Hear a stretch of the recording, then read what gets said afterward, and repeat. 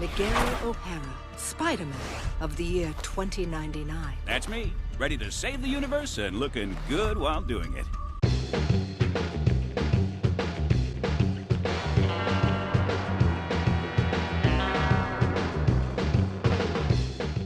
Welcome to Accelerated Visions with your host, Gil Mancha. This is my chronological discussion of the Spider-Man of the future, Spider-Man 2099. Disclaimer, I will be actively getting and collecting volumes and other collections as we go, and I will only cover issues that I can get physically. I'm going to try to stray away from digital because I love physical media, but the Marvel Unlimited app would be a great way to keep up with the podcast. We'll of course start in the 90s with his original self-titled comic. There's a few others, some miniseries, and even video games we can discuss, and trust me, I'd love to discuss those games down the line. Be sure to hit the follow button on Spotify or preferred platform to get episodes as soon as they drop. While you're there, please leave a review so the show can be recommended to other comic book fans. In today's episode, we're covering Spider-Man 2099 number 8, Flight of Fancy. Links will be in the podcast notes. According to Marvel.com, issue number 8 was published on June 1st, 1993. Let's take a look back at what else was happening that day in history. Hey, can I call a timeout? We've got a new top single in the US in That's the Way Love Goes by Janet Jackson, and in the UK it's All That She Wants by Ace of Base. The top of the box office is the movie Silver. Texting really wasn't a thing, and most people are using landlines and pagers. Looking toward video games, you're likely to be playing Teenage Mutant Ninja Turtles 3, The Manhattan Project on NES, Street Fighter 2, The World Warrior in arcades, Night Trap on Sega CD, and Super Star Wars on Super Nintendo. If you're watching TV on the couch, you're probably watching The Last of the Summer Wine, Dinosaurs, Baywatch, and Beavis and Butthead. Children and teens, however, are watching Mr. Bean, Tasmania, Goof Troop, and Hangin' with Mr. Cooper. Children are playing with toys such as the Sylvanian Families, Jenga, the Ghostbusters Proton Pack, and the Super Soaker Water Gun. That's the Way Love Goes by Janet Jackson is categorized as R&B, pop, new jack swing, funk, downtempo, and trip hop. It got positive reviews at the time and was praised as iconic, hypnotic, and an extravaganza for its production and vocals. It was one of the biggest hits of '93, topping the Billboard Hot 100 for 8 weeks. So I hope you enjoy it. It won BMI Pop Award for Most Played Song and won 6 Grammys. The song itself has a theme of romantic lust marked by Jackson's transition to more sensual songs. She goes on to say lines like, "I'm gonna make you crazy, I'll give you the time of your life, I'm gonna take you places you've never been before, and you'll be so happy that you came." Listening in 2024, the lack of obvious techno, auto-tuning, or aggressive background music gives it a more retro sound, even though I've never heard it before. It's a catchy tune, and I can see why it ruled as long as it did. Fun fact, a then unknown Jennifer Lopez, yes J-Lo, appears in the music video as a backup dancer, and has a spoken line in the video's opening dialogue. All That She Wants by the Swedish group Ace of Base is a dance pop, reggae pop, synth pop, Euro disco song. It was a commercial success, topping charts in Denmark, Germany, the UK, and Australia. Spending 13 weeks at the top of the Danish singles charts, it even got certified platinum in the US, where it peaked at number 2 on the Billboard Hot 100. Despite having less substantial accolades than That's the Way Love Goes, I actually prefer All That She Wants. The rhythm is catchier, and largely it's a simpler song. Fun fact, in 2007 the song was re-recorded as a 3-piece with new lyrics to be in the first person, but not released. It leaked in 2016 in a version that had the new Ace of Base lyrics alongside Britney Spears' vocals from her own 2007 demo. Another odder one is that some people thought that the song was about young women in Denmark using men as stud bulls to get pregnant and collect on welfare for being a single mother because of the lyrics, "All that she wants is another baby." However, now it's easier to see that the singer is referring to someone that they're romantically interested in after the next line, "She's gone tomorrow, boy." It goes on to explain how if the night's right, you'll get a night of passion, but in the morning it's over, referring to a one-night stand. It's interesting to think about how both top songs are about women telling the listener what she wants in that sense. Silver is a 1993 American thriller film based on the Ira Levin novel of the same name, starring Sharon Stone, and William Baldwin. I haven't seen it, but IMDb says it's about a woman moves into an exclusive New York City apartment building that she soon discovers houses tenants with all manner of shocking secrets. If you're interested in watching it, it's available on Paramount Plus, MGM Plus, YouTube, Sling TV, Roku channel, Philo, and Amazon Prime Video subscriptions. If buying is more your thing, you can get it on Fandango at Home, formerly Vudu, Google Play Videos and TV, and Apple TV. TMNT 3, The Manhattan Project, is a side-scrolling beat-em-up released on NES. It is the first in the series not to have a parent arcade version and is based on the cartoon show of the time. The game was re-released as part of the TMNT The Cowabunga Collection in 2022 on Nintendo Switch, PS4, PS5, Windows, Xbox One, and Xbox Series XS. Street Fighter II: The World Warriors is the first in the series of arcade fighting classics of Street Fighter II. It had less playable characters, with Vega, Balrog, Sagat, and M. Bison being computer-only boss characters. There were several updates in Champion Edition, Tournament Hyper Fighting, Super Street Fighter II: The New Challengers, Super Street Fighter II: The Tournament Battle, and Super Street Fighter II Turbo. More recently, we got a remake in Super Street Fighter II Turbo HD Remix with HD graphics by Udon Entertainment and new music. This version was released on PSN and XBLA in 2008 and is considered the definitive version for tournament play. That said, in 2017, there was another update called Ultra Street Fighter II: The Final Challengers on Nintendo Switch. It has Evil Ryu and Violent Ken. Despite being newer, with newer characters, it's not a tournament standard. If you want to play the first version, the World Warrior, it is a part of the Street Fighter 30th Anniversary Collection on Switch, PS4, Windows, and Xbox One. We've covered Night Trap before, but it's a full motion video type game released on Sega CD, whose B-movie level of violence, alongside Mortal Kombat, led to the creation of ESRB. It's currently on PS4, Windows, Switch, and PS Vita. We've also covered Super Star Wars, a 2D action game based on the original Star Wars movie that's currently on PS4 and PS Vita. The Last of the Summer Wine is a British sitcom set in Yorkshire, created and written by Roy Clark, and originally broadcasted by the BBC from 1973 to 2010. Unencumbered by wives, jobs, or any other responsibilities, three senior citizens who've never really grown up explore their world in the Yorkshire Dales. They spend their day speculating about their fellow townsfolk and thinking up adventures not usually favored by the elderly. It ran for 100 seasons according to Google and is available for free on Amazon Prime Video and via subscriptions on BritBox and the Roku channel. We've discussed dinosaurs in the past, so we'll skip that one. Baywatch is an American drama television series about lifeguards who patrol the beaches of Los Angeles County, California, and Hawaii, starring David Hasselhoff. It ran for 11 seasons and is available on Peacock, Prime Video, Tubi, Sling TV, and the Roku channel. Beavis and Butthead is an American animated series. Beavis and Butthead are, as one of the early pre-show disclaimers claim, dumb, crude, ugly, thoughtless, sexist, self-destructive fools. But for some reason, the boys make us laugh.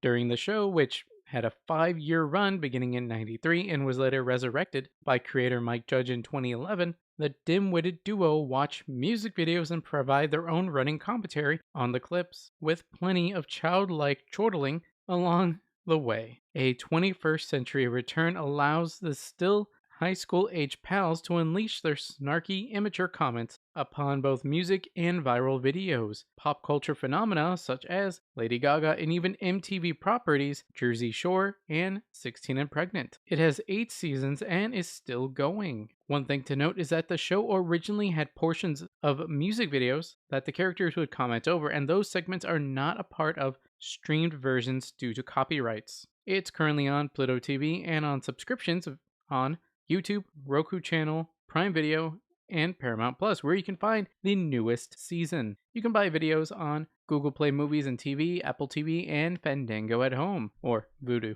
We've covered Mr. Bean and Taz in the past. Goof Troop is an American animated television series and sitcom produced by Walt Disney Television Animation.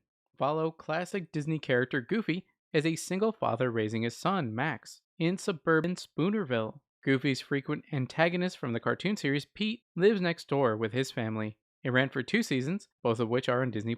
Hanging with Mr. Cooper is an American television sitcom that originally aired on ABC. Former NBA player Mark Cooper becomes a dedicated teacher and basketball coach in Oakland after his playing career ends. When he's not dealing with his students and players, Mark spends time with his gorgeous female roommate, who he eventually starts dating, and other friends. It ran from September 22nd, 1992 to August 30th, 1997, starring Mark Curry and Holly Robinson. In that time, it ran for 5 seasons, and you can watch it on Max, YouTube subscription, Prime Video, and YouTube TV. Otherwise, you can buy it on Google Play Movies and TV and Apple TV. Sylvanian Families is a line of collectible anthropomorphic animal figures made of flocked plastic. If you're unaware, Jenga is a physical skill game where you have many rectangular blocks piled up to form a tower. Each turn, your goal is to remove one rectangle from the structure without causing it to topple over. The Ghostbusters Proton Pack is a wearable play replica of the movie object. Super Soakers are water guns in various shapes and forms. You fill a bottle with water and pump the soaker before shooting. If you're familiar with any of these popular things in history, let me know. On the Spotify app at least, you have a Q&A section where you can reply to my question of what do you think of this issue? While you're there, I have a poll too. What other Marvel hero would you like to see covered like we do Spider-Man 2099? The choices are The Incredible Hulk, Howard the Duck, Venom, and Iron Man. You can pick as many as you want, and I'd love to see what people think. You can do it there, social media, or even the YouTube VOD for this episode. That's a taste of what the world was like when Spider-Man 2099 number 8 was released. Let's start at the beginning, one last time. I'm reading this thanks to the new Spider-Man 2099 Omnibus Volume 1. The comic was written by Peter David, penciled by Rick Leonardi, inker L. Williamson, colorist Noel Giddens, letterer Rick Parker, and editors Joey Cavalieri and Sarah Massif. The bottom reads, Attack of the Freakers. The cover shows a group of people restraining Spider-Man 2099 with him trying to break free. Again, the name of the issue is Flight of Fancy. Let's check out the About This Issue section on the Marvel Unlimited app for this issue. The Freakers is just another group of baddies creating chaos in the streets of New York. But how are these thugs more dangerous than the public eye? And how can Spider-Man get involved without civilian casualties? Going off of the last episode, my guess is that Spider-Man was able to get away from Vulture, or even able to defeat him. Unfortunately, it leaves S-Man grounded, and the Freakers overwhelm him while he's not at 100%. Maybe the Freakers are buying time for Vulture to fix his wings or get his strength back to finish S-Man. Thus far, we haven't seen many of the Freakers, some people at the nest, but this could end with far more with abilities like mutants. After the break, we'll summarize the issue. I don't understand. Why aren't Anti-Venom's powers draining his... Because mine aren't radiation-based, if you have to know. Didn't know, don't care. What it do, guys? Manjame here, and if you like board games, especially deck-building games, you should check out @Team_Thunder on YouTube. There we have unboxings and games of Legendary, a Marvel deck-building game, the DC deck-building game, the Transformers deck-building game, and many more. That's also where you can find VODs for this and Water Damage, an Aquaman podcast where you can directly leave a comment and we can discuss the issues. That was a good warm-up. So when do we get a real challenge?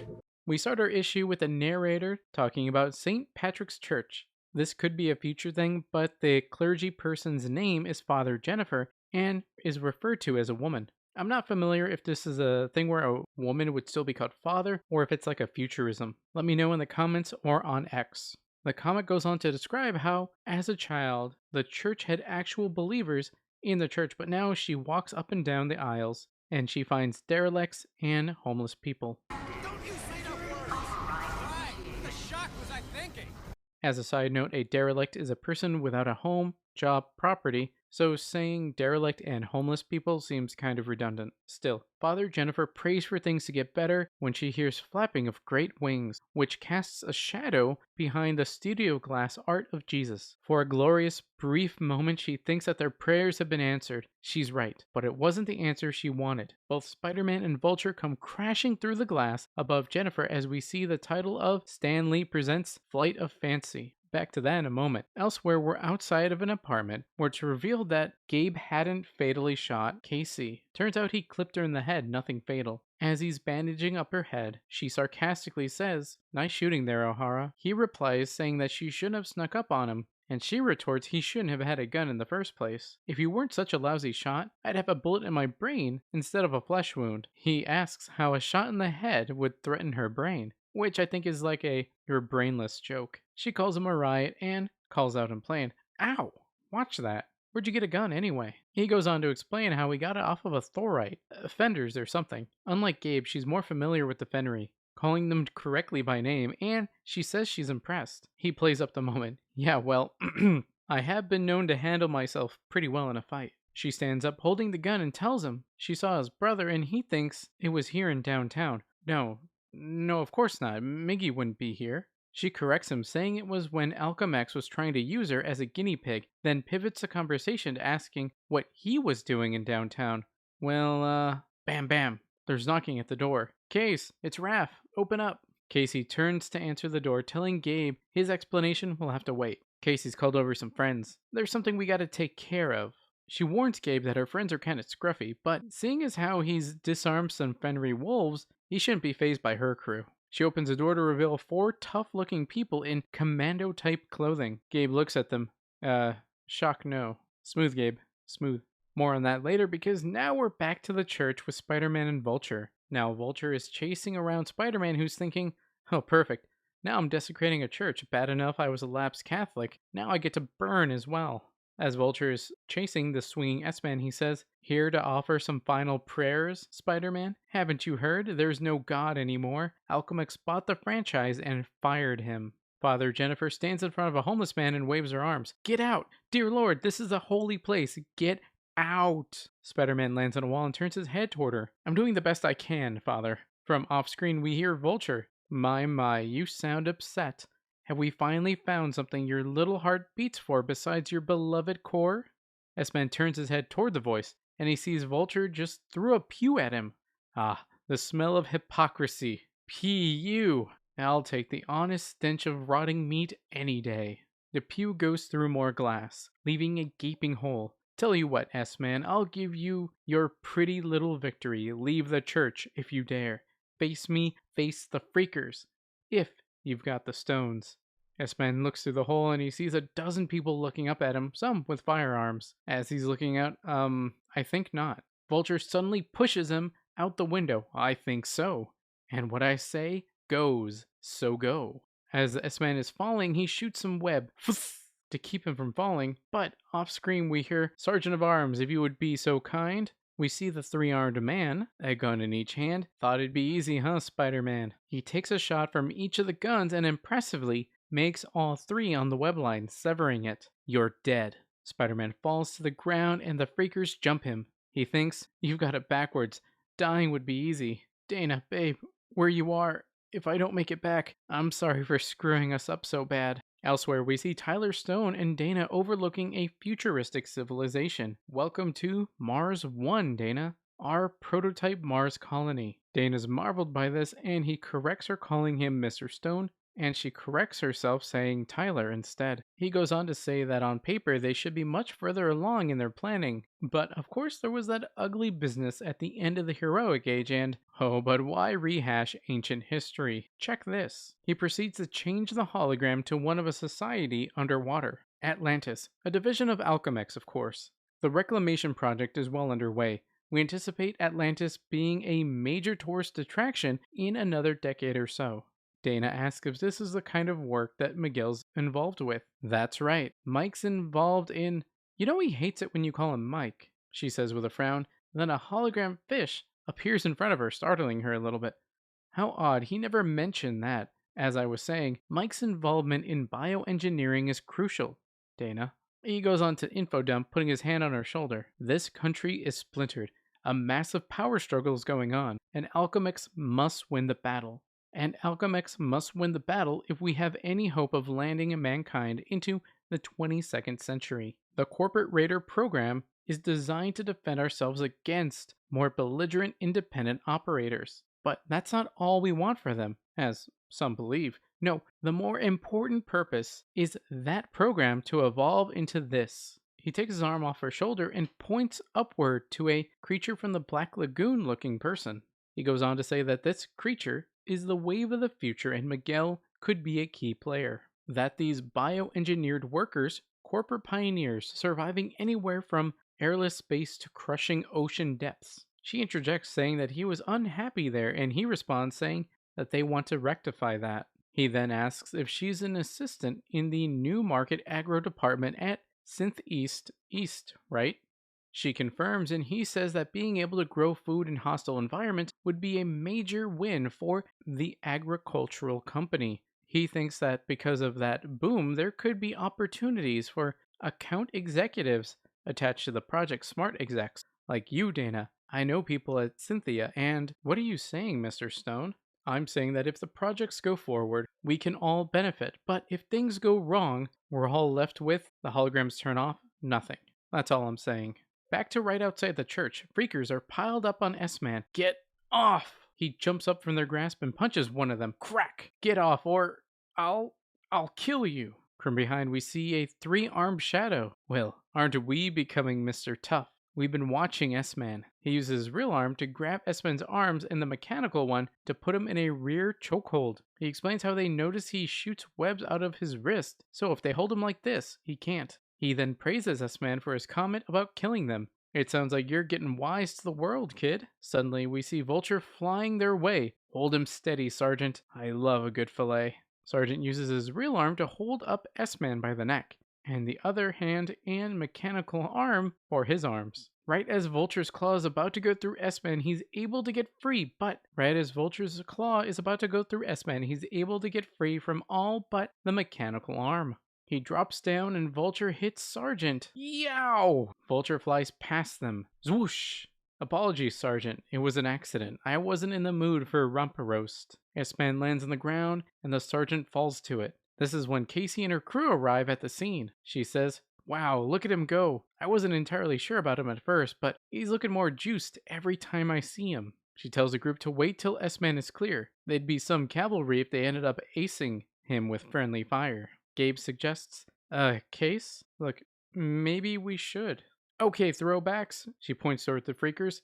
Now! Cut to a freaker being zapped. Ack! S-Man turns his neck quickly. Huh? He turns toward the source of the blast and sees Casey with a blaster. God, my head's splitting.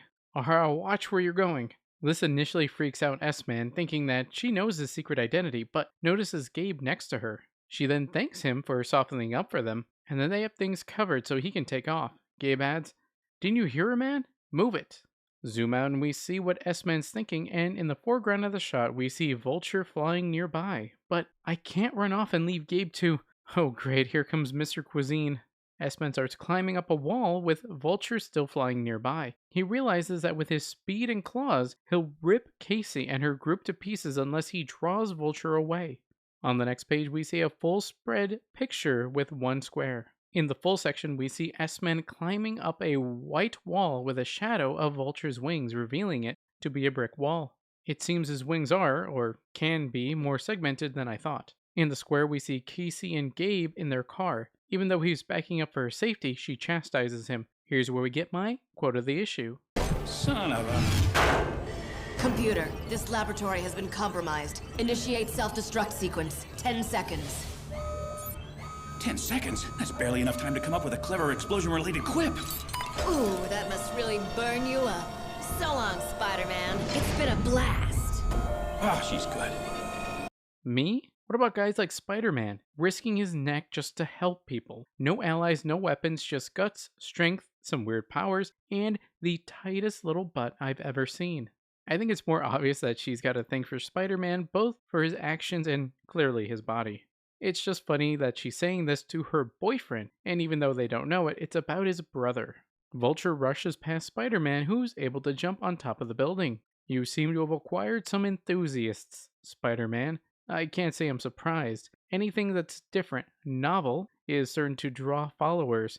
Acolytes, demented hobbyists, in a way. In the background, we see Spider-Man continue to climb up buildings, while at ground level, there's some smoke coming up from explosions and many people, though you can't exactly tell what they're up to. The Vulture continues. The question is, of course, whether the new item on the market maintains its stature once the novelty has worn off, or does it become merely another passing fancy? Which will you be, S-Man? Will you continue to be a momentary diversion, or will you slice yourself a piece of the market share pie? S-Man climbs up a chimney and looks up at interconnected pipes and thinks, there, that's gotta be the understructure of the maglev roads. Vulture flies up to his level.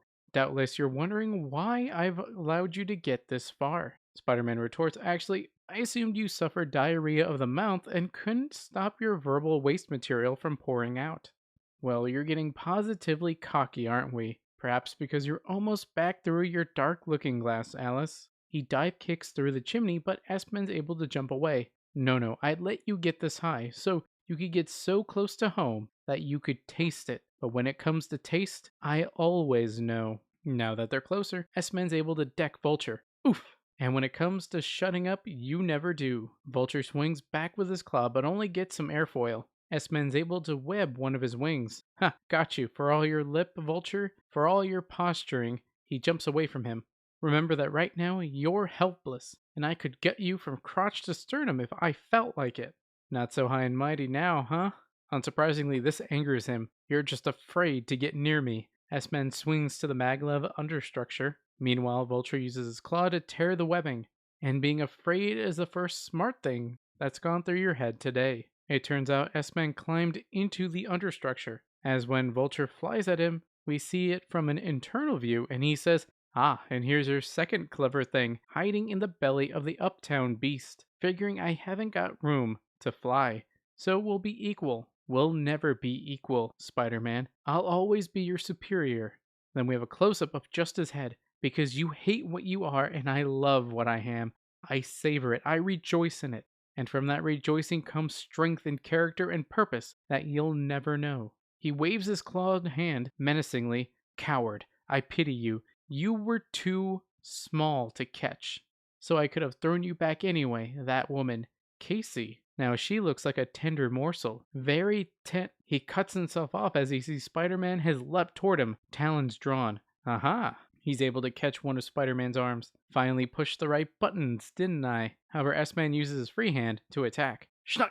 Ack! Vulture attacks Spider-Man, but he moves his head out of the way, claws hitting the wall instead. Stuck claws, Vulture? Gotcha again. 2 for me. This gives Spider-Man the opportunity to get away. Take your time, I'll wait. Come after me when you can, if you've got the stones. He leaps away to a pipe. Vulture gets free and goes after him. You won't win, Spider-Man, because when it's all said and done, you're still a corporate dupe, but I'm. He brings down a claw in a shot that takes up a good quarter of the screen, but doesn't hit anything. Huh? Where? Spider-Man appears behind him and catches him off guard, drop-kicking him. Where am? What you are is a parasite with a vocabulary, a leech with delusions of grandeur. Strike 3, you vomitous cretin. This sends Vulture downward into a web trap Spider-Man had set. You're out. Vulture gets caught up in the webs, hanging in midair. Did it. Knocked him cold. Now I just snag him up with my webbing before he winds up a bloody smear on. Then the web that had held him up breaks and he plummets down in the course of 2 panels, with the last one being half off screen. He changes his hand from looking like he's pointing at Vulture to a righteous fist. S-Man turns his head upward. I'll swing back, make sure Gabriel's okay, then I'm going home. Cut to Uptown with a now homeless Estevez sitting outside when a woman approaches him. Sergeant Estevez, ex-sergeant, who the Shock wants to know. Dressed in a frilly shirt and purple jacket with a hat with some sort of crown, she says, My name is Angela Daskalakis, ex-sergeant. I represent some people who would be very interested in talking with you. Of course, if you prefer wallowing in self-pity, I could leave. He turns his head, clearly intrigued. What people? People who can help you get back at Tyler Stone. And Spider-Man. Spider-Man's dead. He's been spotted downtown, alive and kicking. Estevez stands up. I take it you're interested? He replies, Interested, lady. You might be the answer to my prayers. That's where the issue ends. This issue doesn't have a next section. After the break, we'll go over some thoughts and feelings about the issue.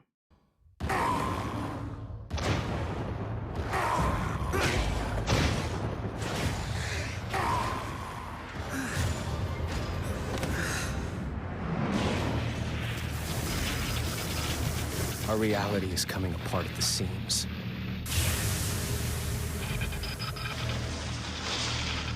And now I see why. The two gateways created a link between our times. Together, across the expanse of time. We must defeat our enemies. And defy death itself. No, not this time! Before we get into the meat of the issue, let's briefly discuss the cliffhanger from the last issue. Gabe has shot Casey, and there is blood pooled around her head. Turns out she's relatively fine because he just grazed her head. They're both able to laugh about it, but it does feel kind of cheap. They wanted a cliffhanger that would have some kind of weight that they just blew off because Gabe's aim is bad. I don't like it, and aside from her saying that her head hurt earlier in that big fight, it's amounted to nothing so far. This one really continued the cat and mouse chase. Thanks to Case's group, the Throwbacks, Spider-Man was able to get Vulture away from the larger group and make it a 1v1 fight instead. We got our answer on how the fight would go and end. Spider-Man kept him talking and lured him into a smaller area. Vulture kinda led him, but that's because he didn't foresee Spider-Man's web trap. Using his speed and maneuverability, he knocked out Vulture and webbed him up. It didn't look like S-Man caught him from falling, so Vulture may be dead. I'm surprised that Dana didn't seem to be in any physical danger with Tyler Stone. Instead, he's trying to corrupt her and entice her over to her side. It's a smarter and safer approach that doesn't make it seem like he's a huge mastermind, just a scummy businessman that's out to make more money. Granted, he didn't hold back any disdain for Miguel by calling him Mike even after Dana tells him Miguel doesn't like to be called Mike. Now, what this could be setting up for is Dana betraying Miguel for the money and leaves a spot for Casey to date Miguel. Or at the very least, there to be a love triangle. You might ask, what about Gabe? Well, even if accidentally, he shot her in the head. And if she finds out Spider-Man's real identity, she might find that she shares more in common with him than Gabe. If she doesn't find out his identity, there's really no chance, since she probably sees Miguel more as a corporate goon. It's good to see more continuity in the form of Estevez with a destroyed life and vendetta against Stone. It's fun to see him tell people around that Spider-Man's dead because that was the last official report, so you can't really blame him when he's in disbelief when people tell him otherwise. The setup the way it is, I could see him becoming like Scorpion 2099 or even Rhino 2099 if either of those are even a thing. He might go into the Scorpion or Rhino suit to get revenge, but maybe he can't get out of it after the fight. He could be stuck in it, or the group that he joins will make it so that it's bonded to his body and he can't take it off without some kind of biometric key that they'll hold hostage until he kills Spider-Man or Stone. Basically, he'll die in the costume before either of those happen. Well, maybe Stone will die. But even then, they won't keep their word, or there never was a key. What do you think? Did you read the comic? Did I get something wrong? If I do and you guys let me know, I'll include a correction section in the next episode and I'll credit the user. Let's continue the discussion on social media and the YouTube VOD. You can find me at AcceleratedPod on Twitter and at Team_Thunder on YouTube. If you're looking for another podcast to listen to and you want to learn more about Aquaman, King of the Seven Seas, we're currently in the Silver Age before Aquaman Volume 1 there. Check out Water Damage, an Aquaman podcast on Spotify and anywhere you can find podcasts. Be sure to follow that and this podcast to get episodes as soon as they drop. Mandrame out. I've had it with this jabbering freak.